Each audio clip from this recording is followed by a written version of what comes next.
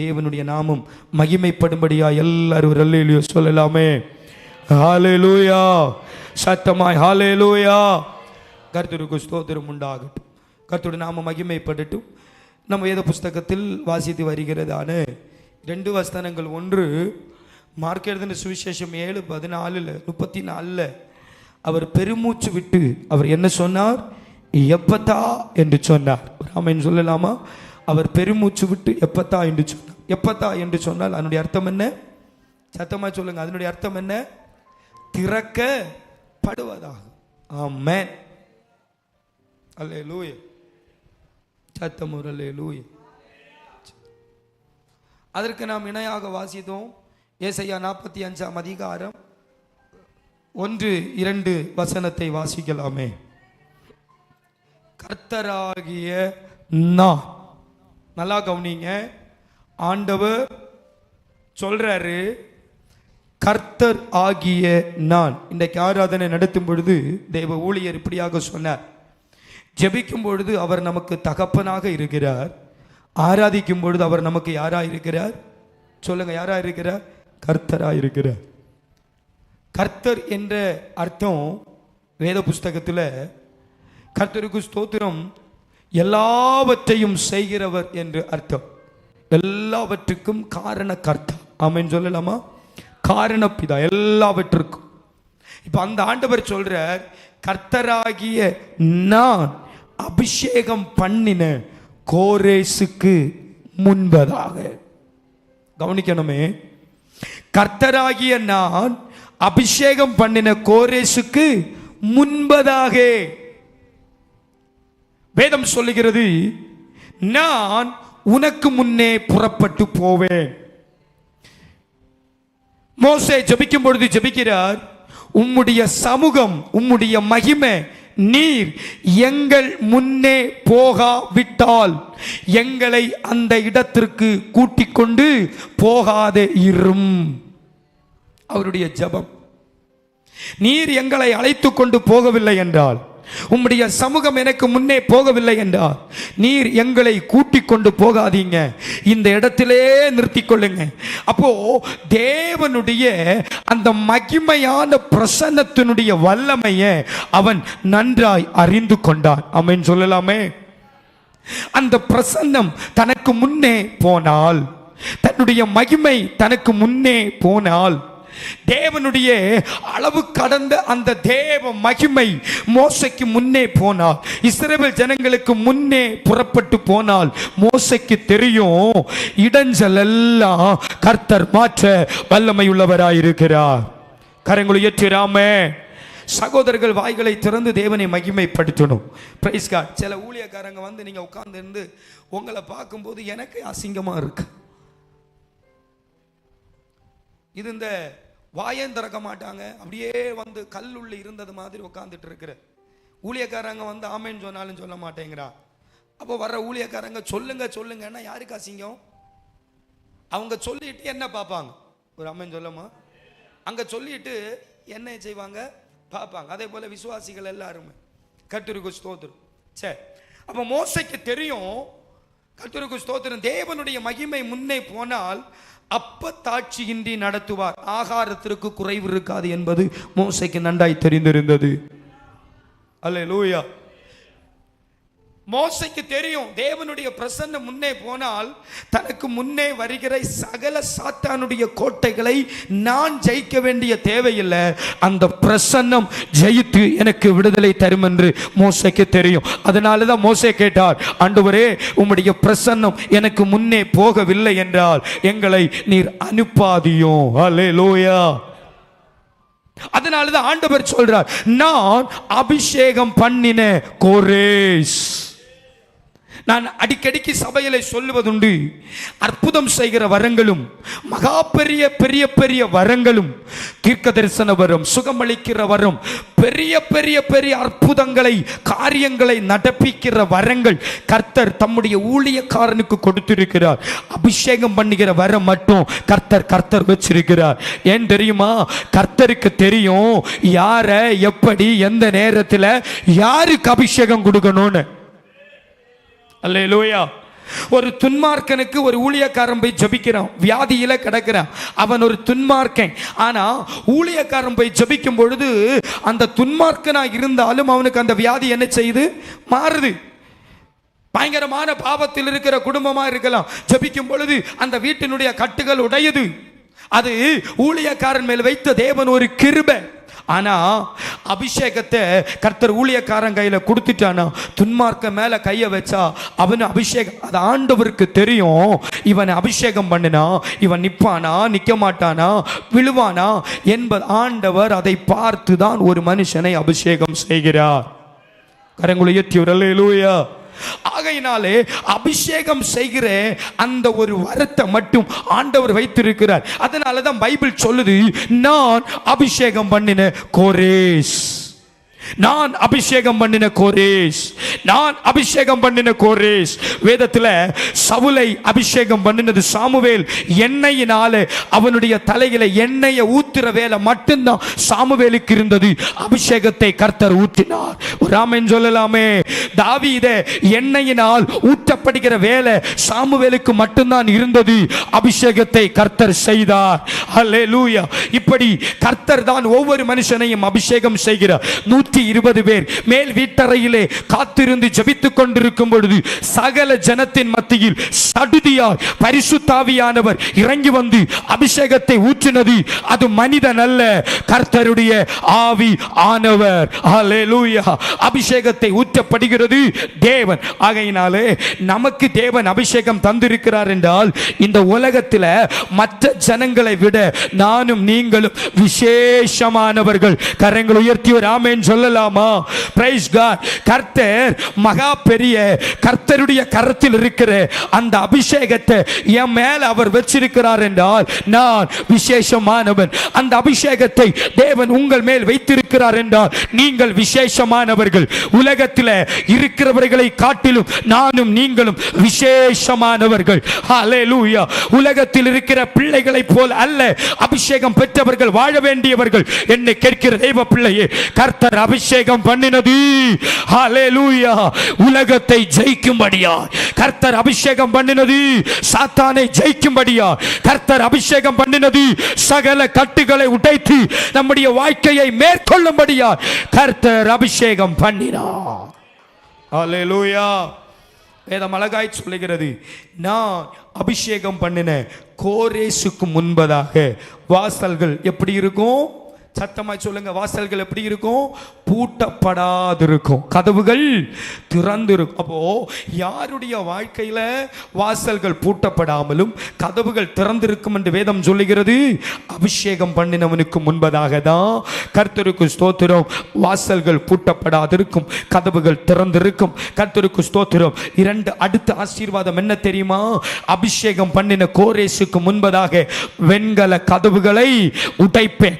அபிஷேகம் பண்ணின கோரேசுக்கு முன்பதாக இரும்பு தாழ்பாக்களை முறிப்பேன்.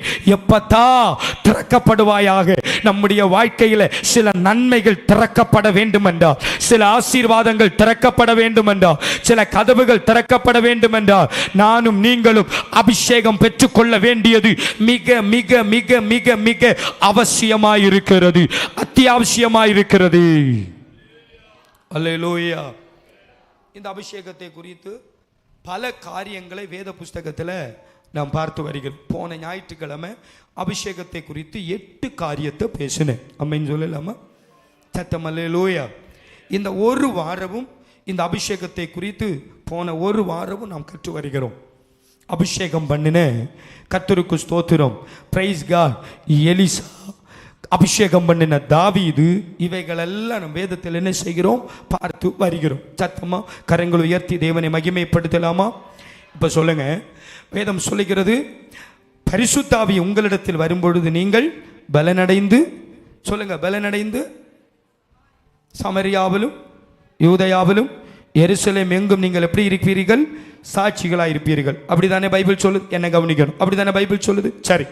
அபிஷேகம் ஒரு மனுஷன் மேல் இறங்கி வரும் பொழுது பலவீனனையும் அந்த அபிஷேகம் என்னவாய் மாற்றும்? பலவானாய் மாற்றும். கரங்கள் உயர்த்தி தேவனுடைய நாமம் மகிமைப்படுத்தப்படலாம். அல்லேலூயா. சத்தமோர் அல்லேலூயா. கர்த்தருக்கு ஸ்தோத்திரம். Praise God. அபிஷேகம் பண்ணினவன கர்த்தர் அவன் இளைத்தாலும் அவனுக்கு தேவன் என்ன கொடுக்கிறார்? பலன் கொடுக்கிறார். ஓடினாலும் சோர்ந்து போக மாட்டார்கள் என்று வேதம் சொல்லுகிறது. கர்த்தருக்கு ஸ்தோத்திரம். அபிஷேகம் இருக்கிற மனுஷனுக்கு சத்துவம் இல்லாதவனுக்கு சத்துவத்தை கொடுக்கிறவர். அல்லேலூயா. கர்த்தருக்கு ஸ்தோத்திரம். நேற்று தினத்தில் நாம் பார்த்து வந்தோம், அப்படியே தொடர்ந்து அந்த வார்த்தையை முடிச்சோம். சாதாரணமான வாழ்க்கையில் இருக்கிற மனுஷனை அபிஷேகம் இறங்கும் பொழுது அது அசாதாரணமான மனுஷனாய் மாற்றும். ஆமென் சொல்லலாமா? சத்தமோர் அல்லேலூயா. சாதாரணமான ஒரு மனுஷன். வேத புஸ்தகத்தில் பேதுருவுக்கு என்ன அறிவு இருக்கு? பேதுரு ஒரு முன்கோபி, படிப்பு அறிவு இல்லாதவர். ஆனால் கர்த்தருடைய அபிஷேகம் பேதுருவின் மேல் வெளிப்பட்ட பொழுது பழைய ஏற்பாட்டிலிருந்து அந்த ஞானத்தில் அவர் பிரசங்கம் செய்தார். 3000 பேர் ரட்சிக்கப்பட்டார். அல்லேலூயா. அப்போ அபிஷேகம் ஒரு மனுஷனுக்குள்ள வெளிப்பட்டா அசாதாரணமான பயங்கரமான காரியங்களை கர்த்தர் நம்மளை கொண்டு செய்ய ஆரம்பிப்பார். அப்போ இன்னைக்கும் நம்முடைய வாழ்க்கையில் பயங்கரமான சம்பவங்களை நாம் நடத்தலைன்னா நாம் இன்னும் அந்த அபிஷேகத்தை சரியாய் பெற்றுக்கொள்ளலேன்னு அர்த்தம். ஒரு ஆமென். பேதுரு என்னெல்லாம் அற்புதம் செஞ்சார்? முடவனை நடக்க பண்ணார், சப்பானி எழுப்பி விட்டார், பல அற்புதங்கள். நான் விசுவாசத்தோடு சொல்கிறேன், எப்பத்தான் என்கிற வார்த்தை கர்த்தர் தந்து இந்த வார்த்தைகளை கர்த்தர் நம்மளோடு பேசி அபிஷேகம் பெற்றுக்கொள் என்று சொல்லி அபிஷேகத்தை ஊற்றி அபிஷேகத்தை குறித்து பேசி தேவன் நடத்துகிறார் என்றால் நிச்சயமாய் நம்முடைய சபையில் பெரிய அற்புதங்களை கர்த்தர் செய்ய போகிறார். அது வெகு சீக்கிரமாய் நடக்கும். அது உங்கள் கண்கள் காணும். ஆமென். சத்தமோர் அல்லேலூயா. சாதாரணமான வாழ்க்கை பயங்கரமான வாழ்க்கையா மாறும். அதற்கு நான் நேற்றைய தினத்தில் சொல்லப்பட்ட ஒரு தேவ மனுஷன் எலிசா. நான் பிரசங்கம் செய்யும்போ நீங்க யாரும் பாஸ்டருக்கு என்னமோ நடந்திருக்கு அதனால இன்னைக்கு இந்த பிரசங்கம் பண்ணினாருன்னெல்லாம் என்ஜாய் கூடாது. சொல்லலாமா? பாஸ்டருக்கு என்னமோ அதுல ஒன்றும் கிடையாது. ஒரு வார்த்தையை நான் பேசுவேன், அதில் ஒரு காரியத்தை எனக்கு அப்படியே ஞாபகத்தில் அப்படியே ஆண்டவர் நடத்தினார்னா அந்த வார்த்தைகளை போயிட்டு இருப்பேன். யாரையும் பிரைஸ் கார்டு வச்சு பேசுறதல்ல. அதனால் நீங்கள் யாரும் பாஸ்டு கர்த்தருக்கு சோத்திரம் இன்னைக்கு இந்த பிரசங்கம் பண்ணார், யாரோ அவரை நல்லா வச்சு செஞ்சுருக்கு அதனால் அவர் இப்படி பேசினார், இந்த பேச்சுக்கெல்லாம் இடமே கிடையாது. நம்ம சொல்லலாமா? சத்தமோர் அல்லேலூயா. காதுள்ளவன் என்ன செய்ய கடவன்? கேட்க கடவன். சரி. அப்போ போன சனிக்கிழமை கர்த்தருக்கு ஸ்தோத்திரம், நான் ஊழியக்காரனை கர்த்தருக்கு ஸ்தோத்திரம் மதிக்கிறவர்களை கர்த்தர் என்ன செய்வார்? சொல்லுங்க, என்ன செய்வார்? ஆசீர்வதிப்பார். இப்படிங்கிற ஒரு சப்ஜெக்ட் எடுத்தேன்.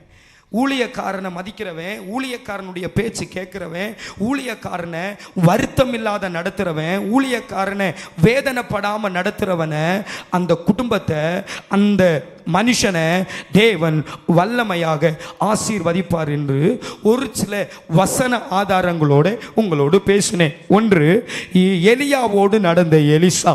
கர்த்தருக்கு ஸ்தோத்திரம். எலியாவோடு நடந்த எலிசா எலியாவின் பேச்சை கேட்டு எலியாவுக்கு சகலவற்றையும் செய்து. காரணம், இந்த எலிசாவை குறித்து நாம் பார்த்தால் கர்த்தருக்கு ஸ்தோத்திரம், இவர் ஒரு வயலில் வேலை செய்து கொண்டிருந்த ஒரு விவசாயி. கர்த்தருக்கு ஸ்தோத்திரம். ஒரு விவசாயினுடைய மகன், சாதாரண குடும்பத்தில் பிறக்கப்பட்டவன், ஆனா வசதி கொஞ்சம் உள்ள ஒரு தேவ மனுஷன். அவர் எலியாவுக்கு தன் கைகளில் தண்ணி வார்க்கப்பட்டவன் என்று வேதம் சொல்லுகிறது. Praise God. வசதி வாய்ப்புகள் இருந்தும் வசதி வாய்ப்புகளை பெருப்படுக்காம, வசதி வாய்ப்புகளை பெருசா பார்க்காம அவைகளை தூக்கி போட்டு கர்த்தருடைய ஊழியத்திற்கு வந்து எலியாவுக்கு பின்னே நடந்து எலியாவுக்கு ஊழியம் செய்த அந்த எலிசாவை எலியா மனப்பூர்வமாக மனப்பூர்வமா ஆசீர்வதிக்கிறார். எலிசாவே, நான் எடுத்துக்கொள்ளப்பட போறேன், உனக்கு என்னப்பா வேணும்னு கேட்கும் பொழுது எலிசா சொல்றார், ரெட்டிப்பான வல்லமை வேணும்ன்றார். அப்போ எலியா சொல்றாரு, நான் போகும் பொழுது நீ கேளு, உனக்கு இந்த அபிஷேகம் என்ன செய்யும், கிடைக்கும்ன்றார். அதுல இருந்து எலியாவை பின்தொடராமல் தொடர்ந்து எலியாவோடு சாய்ந்து வாழ்ந்து வந்த எலிசாவுக்கு ரெட்டிப்பான வல்லமை கொடுக்கப்பட்டது. கரங்களை உயர்த்தி அல்லேலூயா, கர்த்தருக்கு ஸ்தோத்திரம். எலியாவினுடைய பேச்சை கேட்டே நடந்த ஒரு ஊழியக்காரன் தான் எலிசா. கர்த்தருக்கு ஸ்தோத்திரம் உண்டாவதாக. எலிசாவினுடைய வாழ்க்கையில அவன் நினைத்த காரியத்தை கர்த்தர் செய்து நிறைவேற்றி கொடுத்தார். கர்த்தருக்கு ஸ்தோத்திரம். என்னை கேட்கிற தெய்வ பிள்ளையே, அதான் போன வாரம் சொன்னேன், ஊழியக்காரன் ஒரு சாதாரணமான மனுஷன் அல்ல. கர்த்தருக்கு ஸ்தோத்திரம். விசுவாசிகள் மேல் இருக்கிற வல்லமையை விட ஊழியக்காரனுக்கு ஒரு படி மேல் அபிஷேகத்தை கர்த்தர் கொடுத்திருக்கிறார். இன்னும் ஊழியக்காரன் ஒரு ஸ்தானத்தில் கர்த்தர் வைத்திருக்கிறார். ஆண்டவர் 70 பேரை அபிஷேகம் செய்யும் பொழுது சொல்றாரு, நான் போக வேண்டிய இடத்துல நீங்க போணும் அப்படின்ற. பேதுருவை பார்த்து, பிரைஸ் காட், தோமாவை பார்த்து, எல்லா சீஷர்களை பார்த்து சொல்றார், நான் போக வேண்டிய இடத்துல நீங்க போங்க. அதனுடைய அர்த்தம் என்ன? கர்த்தராகிய இயேசு கிறிஸ்து வந்து நின்று பிரசங்கம் செய்ய வேண்டிய இடத்துல கர்த்தர் ஊழியக்காரனாய் இருக்கிறவர்களை அபிஷேகம் செய்து அதன் ஸ்தானத்தில் அனுப்பி விடுகிறார். அல்லேலூயா சொல்லலாமா? கர்த்தருடைய ஸ்தானத்தில் வந்து நிற்கிற ஊழியக்காரர், பிரைஸ் காட், கர்த்தருடைய ஸ்தானத்தில் நிற்கிற ஊழியக்காரர். என்னை கேட்கிற தெய்வ பிள்ளையே, ஊழியக்காரன் தேவனுடைய கரத்தில், வேதம் சொல்லுகிறது, வெளிப்படுத்தின எடுக்க வேண்டாம், வெளிப்படுத்தின விசேஷத்தில் பிரைஸ் காட், யோவான் சாட்சி பார்க்கிறார், ஒரு பெரிய காட்சியை பார்க்கிறார். அந்த காட்சியை பார்க்கும் பொழுது கர்த்தருடைய வலது கரத்தில் இருக்கிற 7 நட்சத்திரம் என்று சொல்லப்பட்டிருக்கிறது. ஊழியக்காரன் யார் தெரியுமா? கர்த்தருடைய வலது கரத்தில் இருக்கிற நட்சத்திரம். அல்லேலூயா, சத்தமோ ஆமென் சொல்லுவோம். அல்லேலூயா. பைபிள் அதான் சொல்லுது, கர்த்தருடைய கரத்தில் இருக்கிற நட்சத்திரம் தான் ஊழியக்காரன்.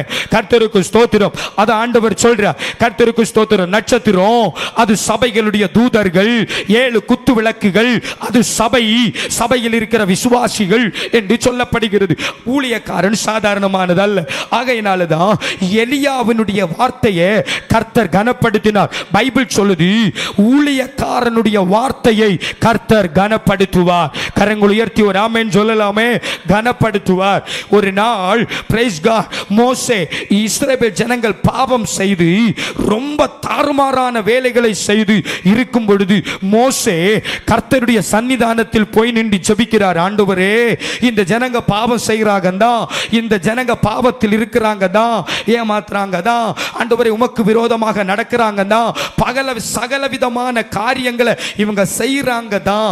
ஆனா தண்டிச்சிராதீங்க ஆண்டவரே, இவர்களை நீங்க அழிச்சிராதீங்க, இவர்கள் வாழ்க்கையில பெரிய கஷ்டத்தை கொடுத்திராதீங்க என்று மோசே தேவ சன்னிதானத்தில் போய் நின்று ஆண்டவரோடு ஜெபிக்கிறார்.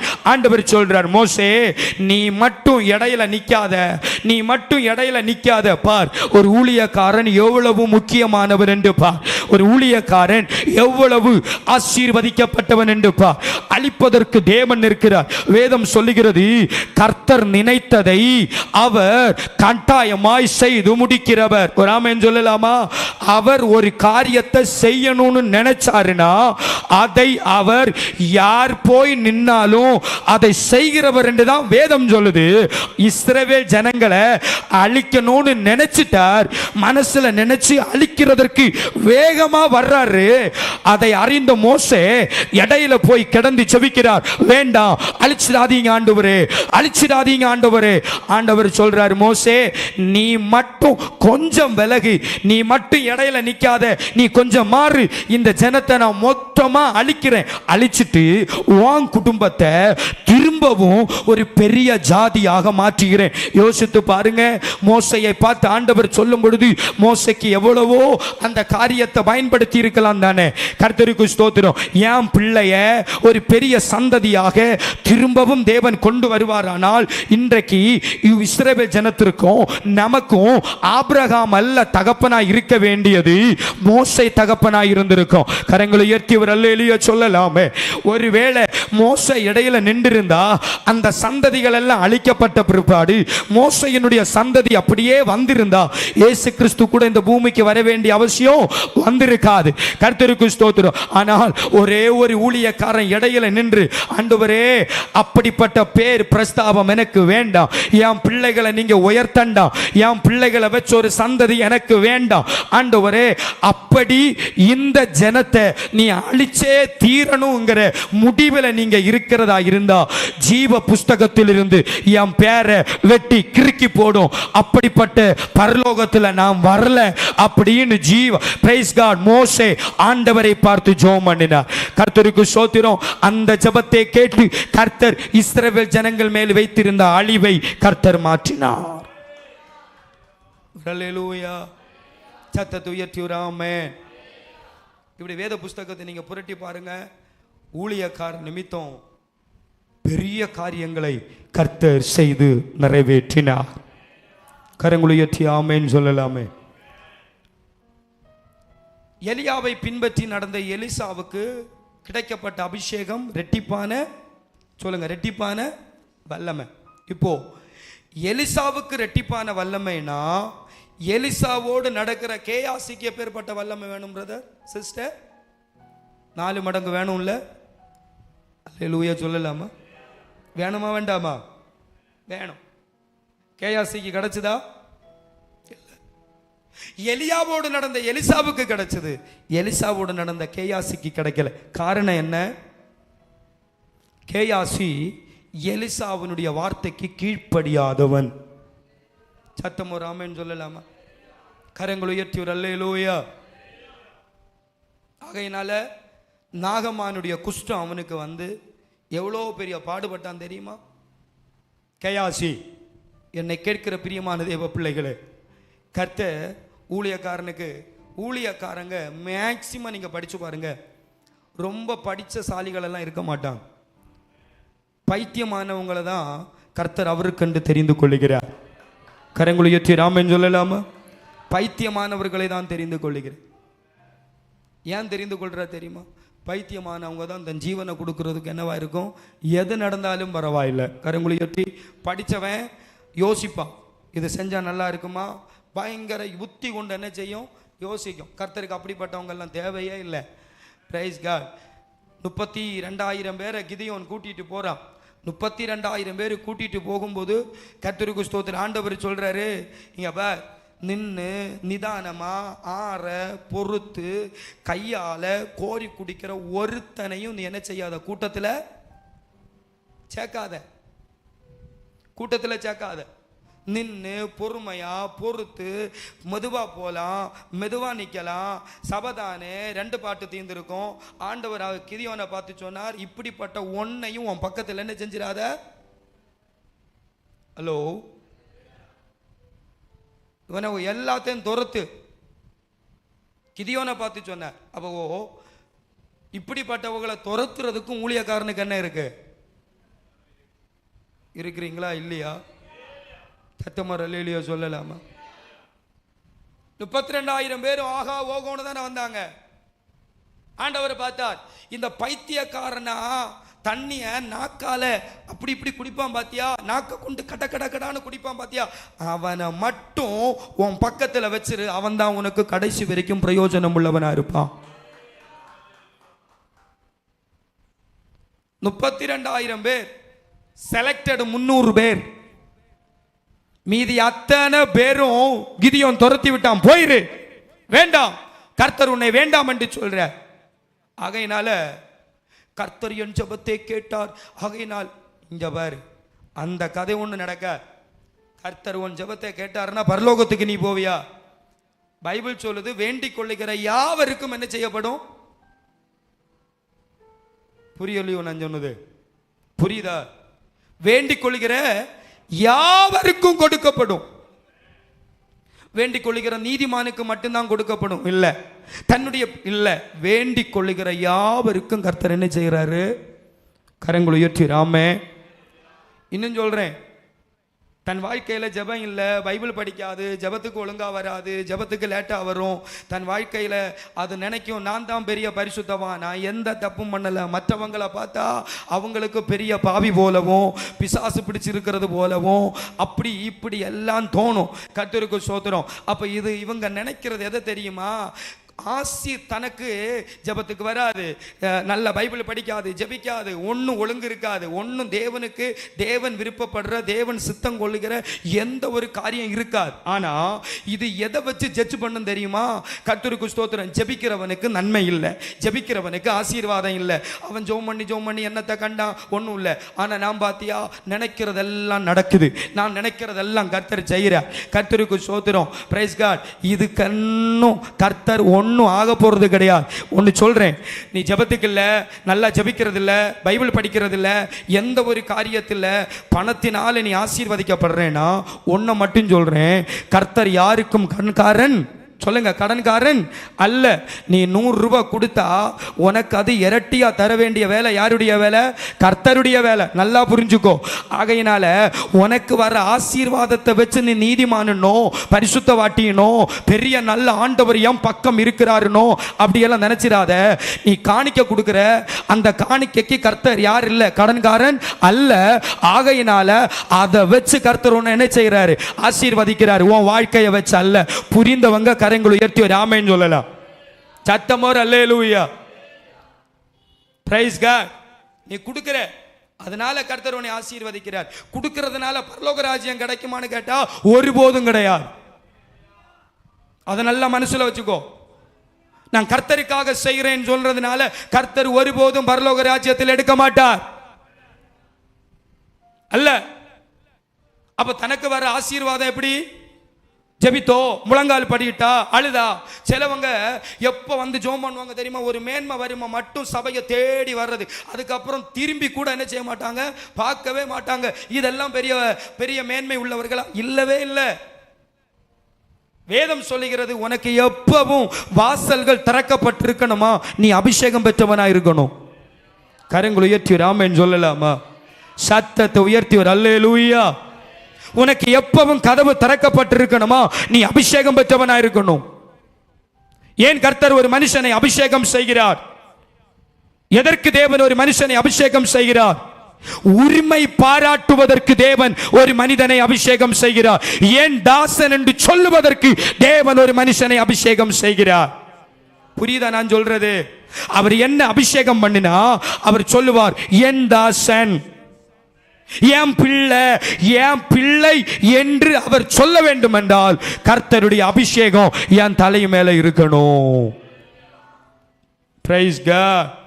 கரங்களை உயர்த்தி ஒரு அல்லேலூயா சொல்லுவோம். அல்லேலூயா. அபிஷேகம் சாதாரணமா இடப்படாது. அப்போ எலிசா எலியாவோடு நடந்து நடந்து நடந்து ரெட்டிப்பான வல்லமையை பெற்று பயங்கரமான காரியங்களை செய்தா. எலிசாவோடு நடந்த கேயாசி ஒரு அற்புதம் கூட பண்ணல.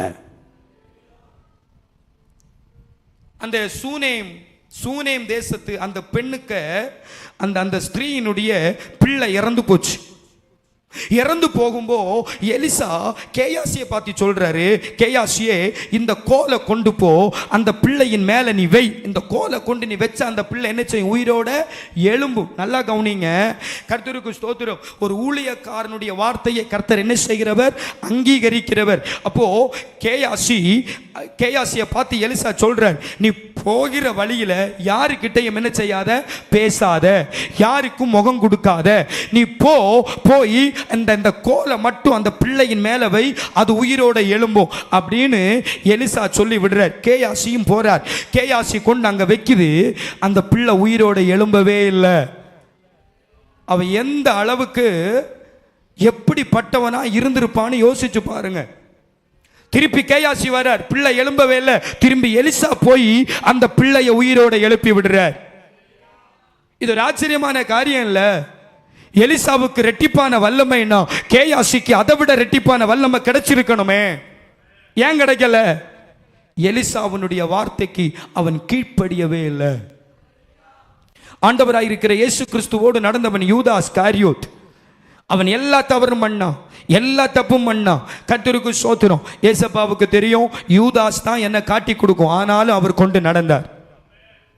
தத்தமோ ராமன் சொல்லலாமா? சிலவங்க சொல்லுவாங்க யூதாஸ் தான் கர்த்தரை காட்டி கொடுக்க வேண்டியது தேவனுடைய விதியாக இருந்தது, அது கர்த்தருக்கு ஸ்தோத்திரம். இந்த அதெல்லாம் கிடையாது. நீங்கள் பைபிளை நல்லா படித்து பாருங்க. யூதாஸ் இல்லைன்னா இயேசு எப்படியாவது பிடிக்கப்படுவார். ஹலோ, ஒரு ஆமென் சொல்லலாமா? யூதாஸ் தான் காட்டி கொடுக்கணும் இல்லை, யூதாஸ் இல்லைனாலும் இயேசு பிதாவினுடைய சித்தம் எப்படி ஆகிலும் என்ன செய்யும், நிறைவேறும். 3.5 வருஷம் இயேசுவோடு நடக்கிறார். இயேசு பிரசங்கம் பண்றார். மற்ற சீஷர்களுக்கு எல்லாம் குத்தப்படுது. யோவான் போய் நீங்க இப்படி பேசினீங்களே, இதுக்கு அர்த்தம் என்னன்னு கேட்கிறார். பேதுரு கேட்கிறார். யூதாசு நடக்கிறார். திருவிருந்துல கூட இருக்கிறான். ஒரு ஆமென் சொல்ல மாட்டீங்களா? திருவிருந்தில் கூட இருக்கிறார்.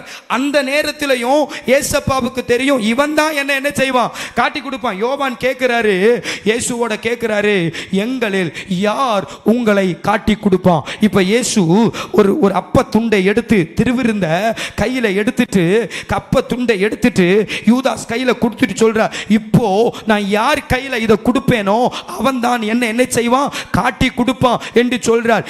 3.5 வருஷம் ஏசப்பா கூட நடந்து மனம் திரும்பாதவன், என்னை கேட்கிற தெய்வ பிள்ளையே, பிரைஸ் காட், அவனுடைய பிரைஸ் காட், நீங்கள் அவனுடைய வாழ்க்கையை கடைசி பாருங்க.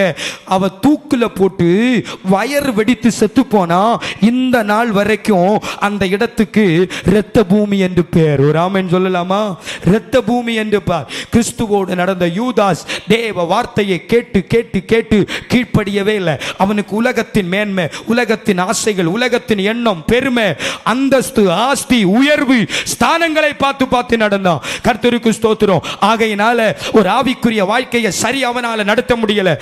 உங்களுக்கு சொல்றேன், உலகத்தின் மேன்மையை, உலகத்தின் ஆசபாசங்கள், அதிகாரங்கள், பெருமை, கனம், உலகத்தில் நாம் பெரிய ஐஸ்வர்யவானா இருக்கணும் என்று ஐஸ்வர்யத்தை தேடி நடக்கிற ஒரு மனுஷனுக்கும் ஆவிக்குரிய வாழ்க்கைக்கும் ரொம்ப தூரம். கரங்களை உயர்த்தி ஒரு ஆமென் சொல்லலாமா? ரொம்ப ரொம்ப தூரம். கர்த்தருக்கு ஸ்தோத்திரம். கர்த்தர் ஒரு மனுஷனை ஆசீர்வதிக்கிறது அவனுடைய தாழ்மையை பார்த்துதான் கர்த்தர் ஒரு மனிதனை ஆசீர்வதிப்பார். எத்தனை பேர் ஆமென் சொல்றீங்க? தாழ்மையை பார்த்துதான், அவன் தாழ்மையை நடக்கிறத பார்த்து கர்த்தர் அவனை ஆசீர்வதிப்பார். கர்த்தருடைய நாம மகிமைப்படுவதாக. ஒரு நாள் praise God pastor Justin Moses அவர்கள் ஒரு பிரசங்கத்தை பேசினாங்க. அவர் பேசும் பொழுது சொல்றார், அவருடைய கார் ஒரு மீட்டிங், ஒரு சபையில அவர் மீட்டிங் போயிருந்தார், கன்வென்ஷன் மீட்டிங் போயிருந்தார்.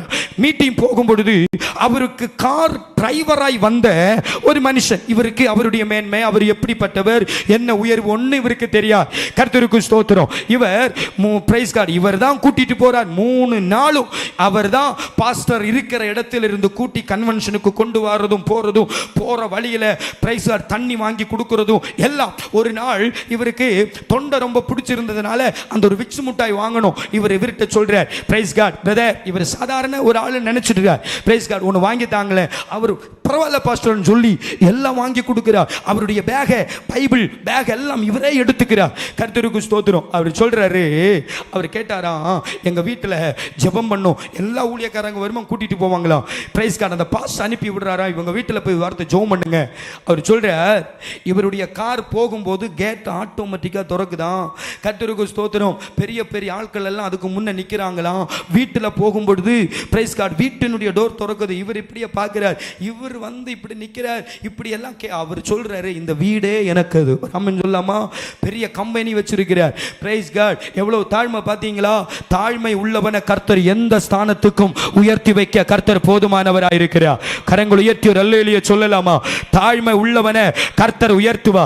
ஒரு மனுஷனை உயர்த்துறதும் ஒரு மனுஷனை தாழ்த்துறதும் கர்த்தருடைய கருத்தில் இருக்கிறது. கர்த்தர் உயர்த்துவார், கர்த்தர் தாழ்த்துவார். என்ன கேட்கிற தெய்வ பிள்ளையே, ஆகையினால் கேயாசியை போல பிரைஸ் காட் நீங்கள் வாழ்க்கையை நஷ்டப்படுத்த கூடாது. உங்க வாழ்க்கையில எலிசாவை போல இந்த பூமியில் ஏதாகிலும் சாதிக்கிறவர்களாய் மாற வேண்டும். ஆமென் சொல்லலாமா? கரங்களை உயர்த்தி அல்லேலூயா. சாதிக்கிறவர்களா மாறணும். ஏதாகிலும் ஒன்று சாதிக்கணும். யூதாசை போல போகக்கூடாது. பவுலோடு நடந்த பிரைஸ் கார்டு தேமாவை போல போகக்கூடாது. இப்பிரபஞ்சத்தின் மேல் ஆசை வைத்து போன அவனை போல் இருக்கக்கூடாது. நாம் கர்த்தருக்காக எதையும் சகிக்கிறவர்களாக இருக்கணும். சாதாரணமான வாழ்க்கையை கர்த்தர் வல்லமை உள்ள வாழ்க்கையாய் மாற்றுவார். ஒரு ஆமென் சொல்லலாமே? கரங்களை உயர்த்தி ஒரு அல்லேலூயா சொல்லலாம். அபிஷேகம் ஒரு மனுஷனுக்குள்ள வரணும்னா அவன் தேவனுடைய மனுஷன் சொல்லப்படுகிற எந்த வார்த்தைக்கும் ஆமென்றும் ஆமென் என்றும் சொல்லப்பட்டவர்களாய் இருக்க வேண்டும். நீங்க ஆசைப்பட்டு ஒரு பெரிய காரியத்தை செய்யணும்னு நீங்க பிளான் பண்ணி நினைச்சிட்டு இருக்கும். அப்போ ஓடி வந்து பாஸ்டர் இதை நான் செய்ய போறேன், இதெல்லாம் முடிச்சிட்டேன், இதை செய்ய போறேன். அந்த நேரத்தில் ஒரு ஆவியில கலக்கம் ஊழியக்காரன் இருக்கும். ஆவியானவர் கலக்க இருக்கிறதுனால சொல்லுவார், அதை என்ன செய்யாத, செய்யாது. சரி பாஸ்டர், அது ஊழியக்காரன் அல்ல, கர்த்தரே உன்னோடு பேசுறார். அந்த நேரத்தில் அவருக்கு பொறாம, அவருக்கு இப்படி வந்து அதனால் அவர் இப்படி பேசினார் அப்படியெல்லாம் நினைச்சிடாத. ஊழியக்காரன் வேண்டான்னா வேண்டாம். ஆமென் சொல்லலாமா? அவருக்கு ஆவியில சந்தோஷம், நிறைவு, நிம்மதி அப்படி இருக்கும்னா கர்த்தருக்கு ஸ்தோத்திரம், பிரைஸ் காட், அல்லேலூயா, அதை கண்டிப்பா கர்த்தருடைய ஆவியானவர் சொல்லுவார், அது நடத்து. இருக்கிறீங்களா? ஒரு ரெட்டிப்பான வல்லமையை பெற்றுக்கொள்ள ஊழியக்காரனோடு ஐக்கியம், ஊழியக்காரனோடு கர்த்தருக்குடும் சார்ந்து நிற்பது, ஊழியக்காரனை விட்டு கொடுக்காமல் இருப்பது. எத்தனை பேர் ஒரு ஆமென் சொல்ல முடியும்? சத்தமா அல்லேலூயா. எலிசாவை போல எலியாவினுடைய வார்த்தைக்கு கீழ்ப்பட்டு நடக்கிறவர்களை எலிசா இரட்டிப்பான வல்லமையால் அபிஷேகம் செய்தார்.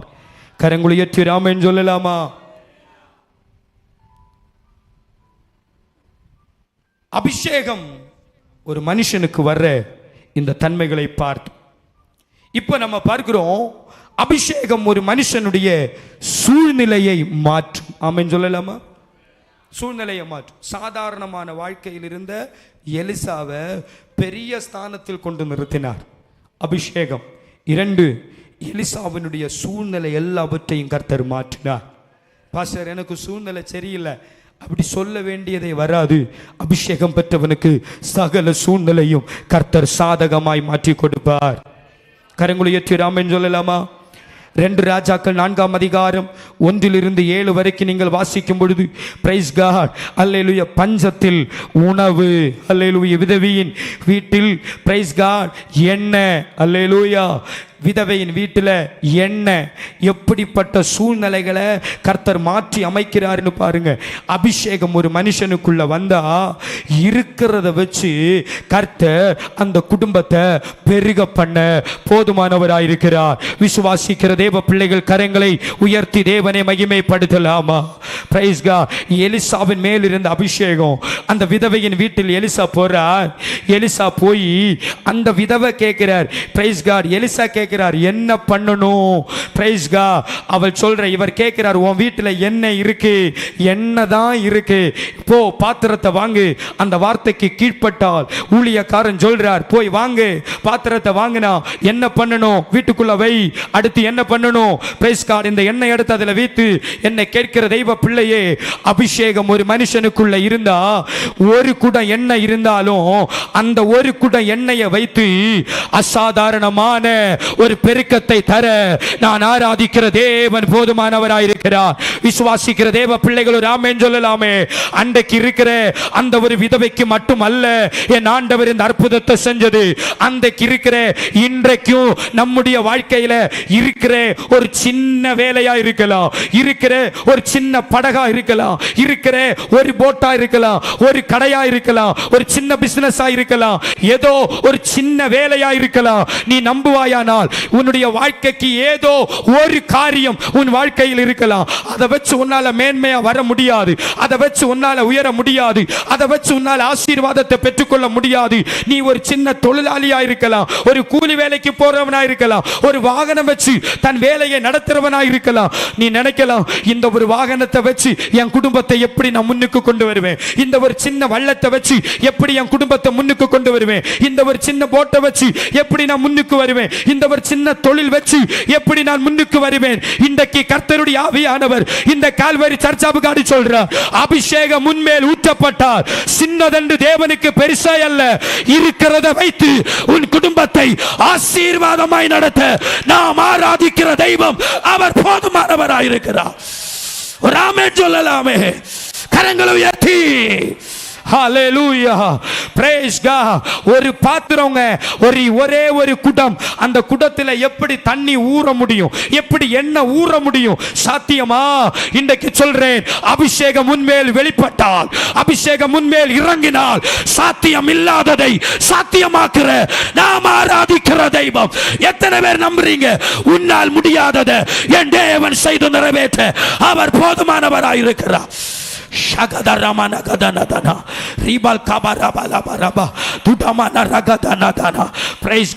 உன் வாழ்க்கையை குறித்து நீ கவலைப்படாத.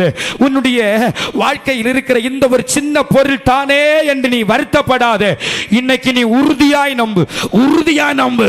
ஒரு சிறு அளவு அவிசுவாசம் இல்லாம உறுதியாக நம்பு. இருக்கிற ஒரு சின்ன வேலையை வச்சு உன்னை உயர்ந்த ஸ்தானங்களில் வேதம் சொல்லுகிறது. ஏசாயா 58ஆம் அதிகாரத்தினுடைய கடைசி வசனம் சொல்லுகிறது, உன் தகப்பனாகிய யாக்கோபின் சுதந்திரத்தால் உன்னை போஷிப்பேன், பூமியின் உயர்ந்த இடங்களில் உன்னை ஏறி உட்காரும்படி பண்ணுவேன். என்னை கேட்கிற தெய்வ பிள்ளையே, கால்வரி சர்ச்சாவுக்கார் பள்ளிக்கல் தெய்வ பிள்ளையே, இருக்கிற ஒரு விஷயத்தை வைத்து குடும்பத்தை ஆசீர்வதிக்க தேவன் போதுமானவராயிருக்கிறார். ஹல்லேலூயா. எலிசா அந்த வீட்டுக்குள்ள போற ஒரே ஒரு குடம் என்னதான் அவன் நினைச்சே இருக்க மாட்டா. இந்த ஒரு குடம் எண்ணெயை வைத்து என் வாழ்க்கையில் இருக்கிற கடன் பிரச்சனைக்கு ஒரு தீர்வை ஆண்டவர் தருவார். அவர் நினைக்கவே இல்லை. நான் சொல்றேன், நீ நினையாத வேளையில், நினைக்காத நேரத்தில் நாம் நினைக்காததை காட்டிலும் அதிகமானவைகளை கர்த்தர் நமக்கு செய்து நிறைவேற்றுகிறார். ஒரு ஆமென். கரங்களை உயர்த்தி ஒரு அல்லேலூயா. 4 நாள் கழிச்சு ஏசப்பா லாசருவனுடைய வீட்டில் வர்றார். 4 நாள் கழிச்சு வர்றார்.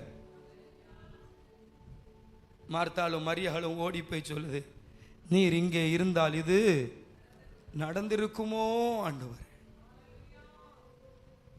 அந்த ஒரு லாசர் தானே, அம்மா இல்லை அப்பா இல்லை, லாசர் தான் அந்த குடும்பத்தை போற்றிட்டு வந்தார். இனி எல்லாரும் எங்களை கேவலமா பேசுவாங்க, நீர் இருந்திருந்தால் இது நடந்திருக்குமோ. மார்த்தாலும் மரியாவும் நினைச்சே இருந்திருக்க மாட்டாங்க லாசருவின் கல்லறை திறக்கப்படும் என்று. அங்க இருந்த சீஷர்கள் கூட, மனுஷன் யாரும் நினைச்சிருக்க மாட்டாங்க லாசருவின் கல்லறை திறக்கப்படும் என்று. ஹல்லேலூயா. கல்லறை திறந்து லாசருவை வெளியில கொண்டு திரும்பவும் இழந்ததை வேதம் அழகாய் சொல்லுது. நீ எதை இழந்தாயோ என்னுடைய தெய்வத்தால், கர்த்தருக்கு ஸ்தோத்திரம், உயிர் போனாலும் அந்த உயிரை திருப்பி தர நம்முடைய தெய்வத்தால முடியும். நம்புறவங்க ராமன் சொல்லலாமா? அது 4 நாள் ஆனாலும் பிரைஸ் காட், தேவனுக்கு அது ஒரு பெரிய விஷயமே அல்ல. தேவன் எழும்பி வா என்று சொன்னால் வரும். அந்த விதவை 2 பிள்ளைகளை, 2 ராஜாக்கள் 4ஆம் அதிகாரம் எடுக்க வேண்டாம், 4ஆம் அதிகாரத்தில் தான் இது இருக்கு. 2 பிள்ளைகளை வச்சுட்டு புருஷன் இழந்தவளா கண்ணீரோடு நிற்கிறா. கடன்காரன் வீட்டுக்கு முன்ன பிள்ளைகளை கூட்டிட்டு போக வந்து நிற்குது. என்ன கேட்கிற தெய்வ பிள்ளையே, நம்முடைய தெய்வம் உன் சூழ்நிலையை பார்த்துட்டு உதறி தள்ளிவிட்டு போகிறவர் அல்ல. உன் சூழ்நிலை என்ன என்று அவர் விசாரிக்கிறவர். அதனால தான் பேதுரு சொல்றார், அவர் உங்களை விசாரிக்கிறவர் ஆனபடியால் உங்கள் கவலை எல்லாம். சங்கீதக்காரன் சொல்றார், உங்க பாரத்தை கர்த்தர் மேல். ஏன்? ஒரு சின்ன விஷயத்தை கூட மனுஷன் பார்த்து நடத்துவதை காட்டிலும் நம்முடைய தகப்பன் நமக்காக பார்த்து நடத்துகிறவர். அபிஷேகம் ஒரு மனுஷன் மேல் வெளிப்பட்டால் இருக்கிறத வைத்து உயர்த்த தேவன் போதுமானவராயிருக்கிறார். கரங்களை உயர்த்தி ஆமென் சொல்லலாமா? சத்தத்தை உயர்த்தி அல்லேலூயா. நமக்கு ரொம்ப தேவை அபிஷேகம். அபிஷேகம் ரொம்ப தேவை.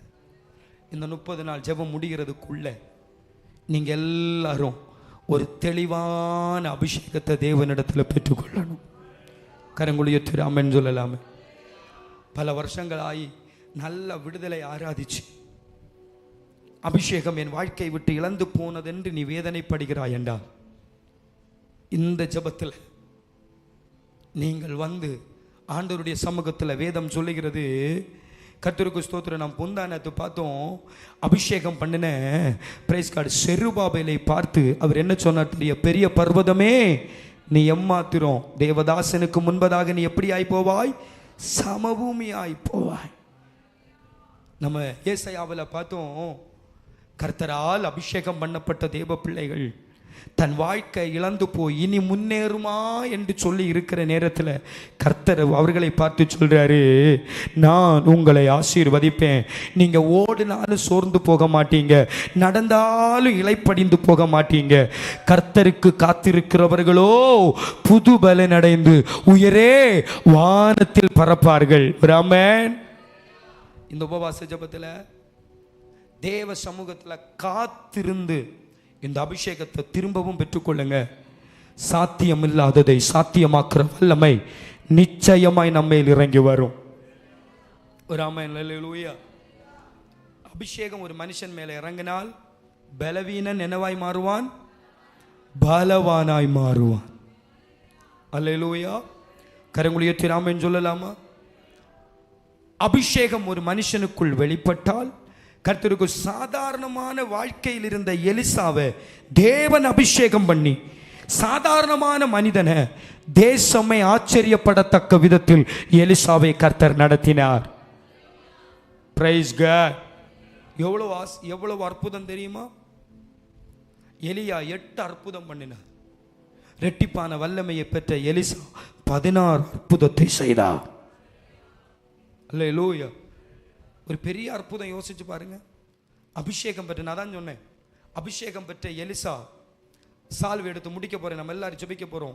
சால்வை எடுத்து ஆற்றன் கரையில் வந்து நின்னுண்டு எலியாவின் தேவன் எங்கேன்னு கேட்ட பொழுது அந்த ஆறு 2ஆக என்ன செய்தது, பிரிந்தது. நான் சொல்றேன், அபிஷேகம் பெற்றவன் தேவ சமூகத்தில் காத்திருந்த அபிஷேகம் பெற்ற ஒரு தேவ மனுஷனுக்கு முன்பதாக சகல தடைகளையும் உடைத்து போட கர்த்தர் போதுமானவராயிருக்கிறார்.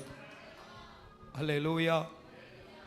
அவர் கரை ஏறி வரும்பொழுது அங்க ஊர் ஜனங்கள், ஊர் மக்கள் எலிசாவை பார்த்து சொல்றாங்க, இந்த பூமி வாழ்வதற்கு எப்படி இருக்கிறது, நன்றாய் இருக்கிறது, ஆனா இந்த ஊரினுடைய தண்ணியோ மோசமா இருக்கு. எலிசாவை பார்த்து சொல்ற, இந்த ஊர் வாழ்றதுக்கு நல்லா இருக்கு, ஆனா தண்ணி ரொம்ப மோசமா இருக்கு. எலியா அவர்களை பார்த்து கொஞ்சம் உப்பை கொண்டு வாருங்கள். ஜனங்கள் உப்பை கொண்டு எலியாவின் கையில் கொடுத்தார். அந்த தண்ணியிலே எலிசா அந்த தண்ணியிலே ஜெபம் பண்ணி ஆண்டவரே அந்த உப்பை போட்டார். அந்த நாள் முதல் இந்த நாள் வரைக்கும் அந்த இடம் ஆசீர்வதிக்கப்பட்ட மகிமை இருக்கிறது. நான் விசுவாசத்தில் சொல்றேன், உங்கள் மேல கர்த்தர் அபிஷேகம் தந்து நீங்க வாழ்ற இடத்துல தண்ணி உங்களுக்கு பிரச்சனை இல்லைன்னா கர்த்தர் மேல் விசுவாசத்தில் ஒரு பிடி உப்பை எடுத்து எசப்பா என்று சொல்லி நீங்க போட்டு பாருங்க, உங்களுடைய கிணறு, நீங்க இருக்கிற இடம் கர்த்தரால் ஆசீர்வதிக்கப்படும். அல்லேலூயா. எலிசா அதை செஞ்சார், நம்ம செய்யறதுல தப்பே இல்லை. எலிசா செஞ்சார். அல்லேலூயா.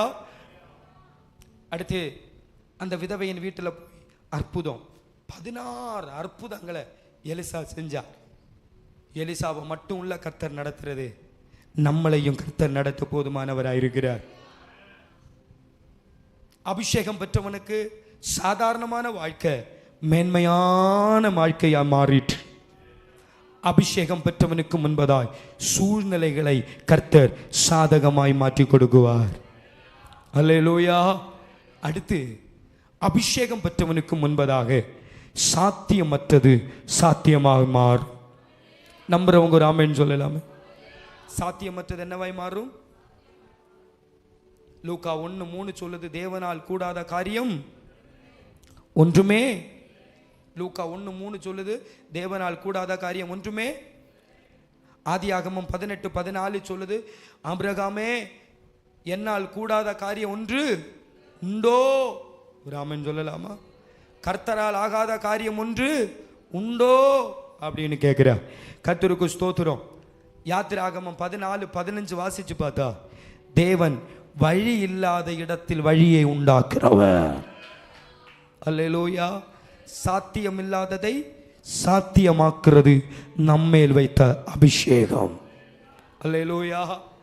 யாத்திராகமம் 14:13 என்ன சொல்றது? தேவன் வழி இல்லாத இடத்தில் வழி என்ன பண்ணுகிறவர்? உண்டு பண்ணுகிறவர். கர்த்தருக்கு ஸ்தோத்திரம். Praise God.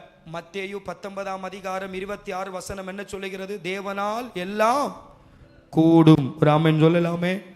எரேமியா 32:27 சொல்லுகிறது, இதோ நான் மாம்சமான யாவருக்கும் தேவனாகிய கர்த்தர், என்னாலே ஆகாத காரியம் ஒன்று உண்டோ. ஆமென். மார்க் 9:23 சொல்லுகிறது, விசுவாசிக்கிறவனுக்கு எல்லாம் கூடும். அல்லேலூயா சொல்லலாமா? எபேசியர் 3:20 சொல்லுகிறது, நாம் வேண்டிக் கொள்வதற்கும் நினைப்பதற்கும் மிகவும் அதிகமாய் செய்ய வல்லவர். அபிஷேகம் நமக்கு முக்கியமா? சொல்லுங்க, அபிஷேகம் முக்கியமா? எத்தனை பேர் அபிஷேகம் முக்கியம்னு சொல்றீங்க? ஒரு சாதாரண மனுஷனை உயர்வான இடத்துல மேன்மையான ஒரு வாழ்க்கையை காணணும்னா நாம் நிச்சயமாய் அபிஷேகம் பெற்றிருக்க வேண்டும்.